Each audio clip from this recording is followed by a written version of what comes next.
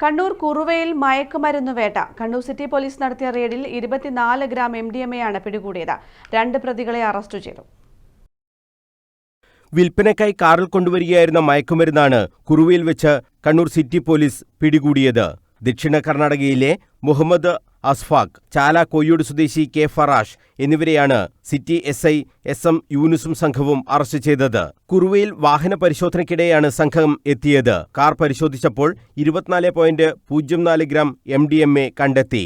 മയക്കുമരുന്ന് വിൽപ്പനയിലൂടെ സമ്പാദിച്ചതെന്ന് കരുതുന്ന 10,500 രൂപയും ഇടപാടുകൾക്ക് ഉപയോഗിച്ച 3 മൊബൈൽ ഫോണുകളും പോലീസ് പിടിച്ചെടുത്തു. കാറും കസ്റ്റഡിയിലെടുത്തു.